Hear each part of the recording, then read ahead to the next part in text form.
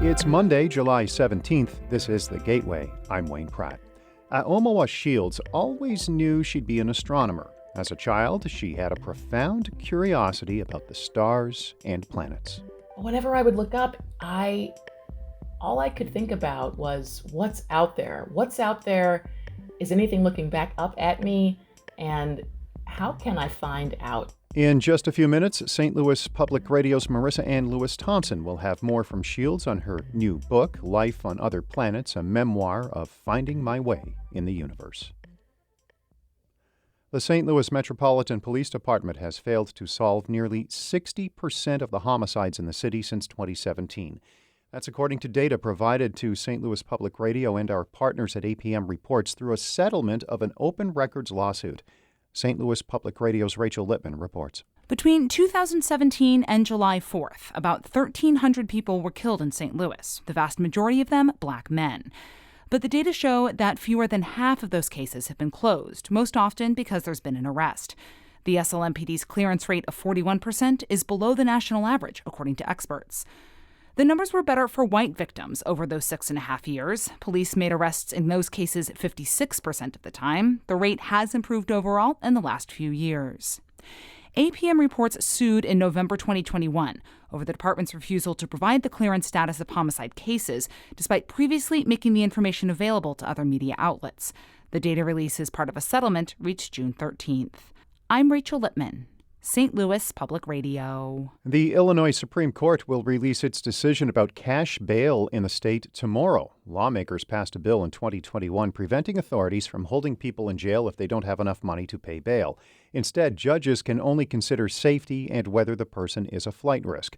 But the law never went into effect because of a lawsuit from prosecutors throughout the state. The Illinois Supreme Court decision will have a major impact on the future of criminal justice in the state. Downtown St. Louis has more office space than any part of the region, but companies are not looking to move in. St. Louis Public Radio's Eric Schmid reports on the challenge the area's central business district has in attracting and retaining office tenants. In recent years, a slew of high-profile companies have moved out of downtown or announced they will.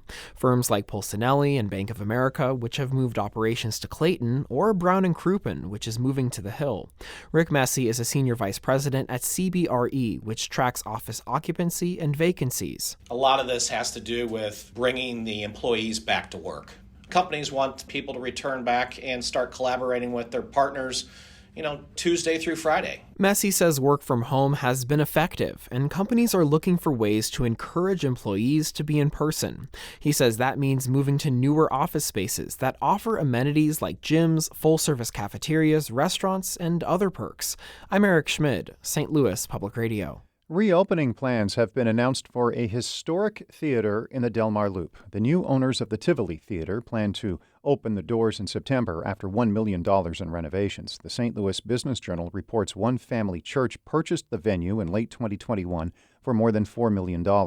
Plans call for movies to be shown on the first Friday of the month starting in September with a pre-show by local artists. The theater shut down in March 2020. The operators at the time described that closing as temporary. The African and African American Studies Department at Washington University begins a week-long institute today to help educators teach students about race and medicine, slavery, and black movements in St. Louis. St. Louis Public Radio's Andrea Henderson reports. Students in Summer Harris's classes constantly ask her about Black history.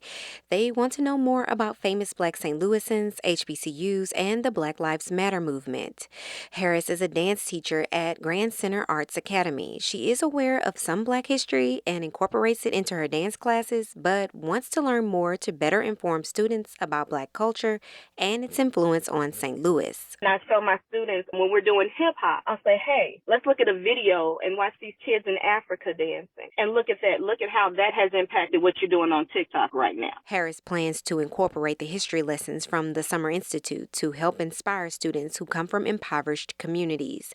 I'm Andrea Henderson, St. Louis Public Radio.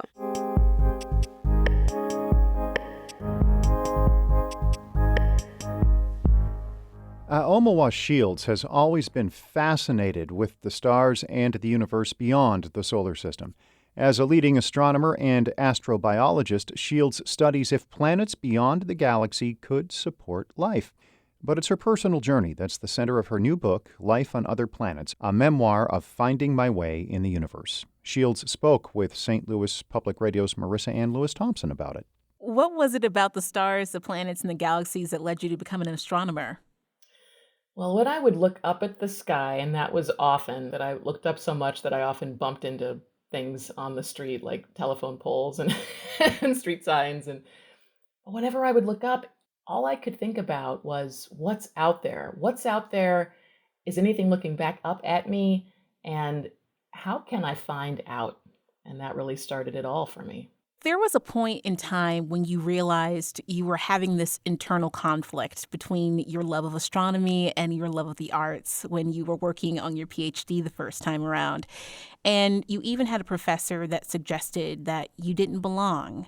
How did that lead to you doing a complete U-turn and becoming an actress? Well, it made a big impression on me. I had started grad school in astrophysics the first time around almost on autopilot. I thought that's what you do. You do 4 years of an undergraduate degree, and if you're going to stay in pure science, then you need to get a PhD. So I hadn't made a really conscious choice. And already as an undergrad, I had that inner conflict was manifesting. I was taking acting courses at MIT and my astronomy and physics courses. But when it came time for grad school, I was like, all right, PhD program is where I got in astrophysics. That's what I'll do. But that inner conflict didn't magically dissipate just because I was in that program. And so my attention was divided. And then I started to struggle academically in some courses, and it was in one particular course. And the course was called Basic Astrophysics, which I always think is the contradiction in terms. There's nothing basic about astrophysics, but this professor had suggested that I explore other career options. And what I realized is that people will say all manner of things, and I write about this in the book, and some of them can be irrevocably harmful. It took several pieces of history to coincide for me to be like, this is the direction I'm being led to.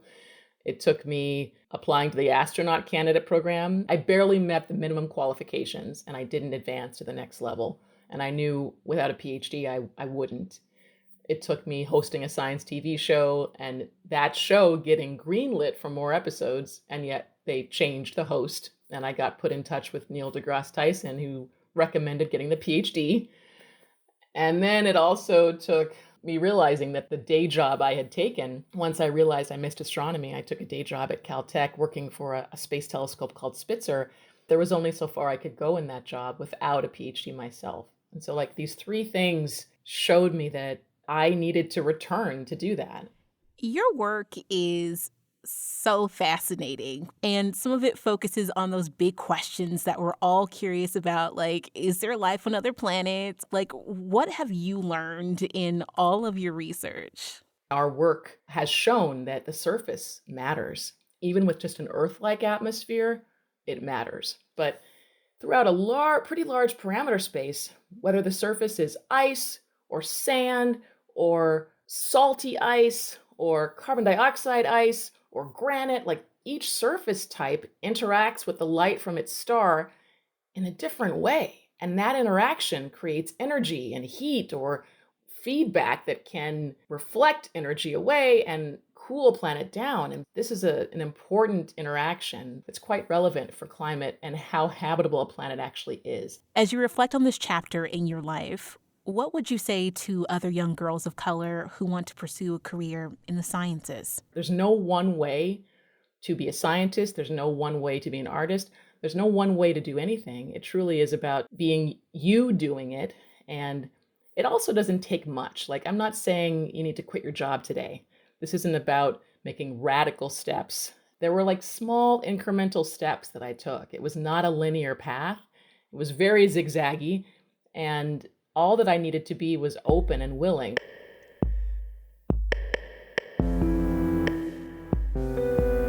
That was astronomer, astrobiologist, and author Aomawa Shields speaking with St. Louis Public Radio's Marissa Ann Lewis-Thompson. Shields will be a guest speaker tonight at the St. Louis Science Center to talk more about her book and work. Our Jonathan Ahl edited that report. Ashley Lisenby is the news director of St. Louis Public Radio, a listener-supported service of the University of Missouri-St. Louis. Music by Ryan McNeely of Adult Fur. I'm Wayne Pratt.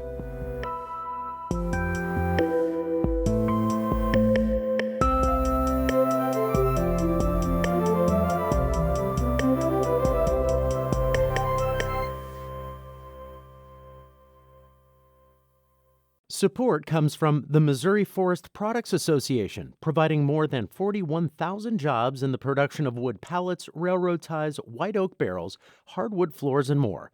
Details at choosewood.com.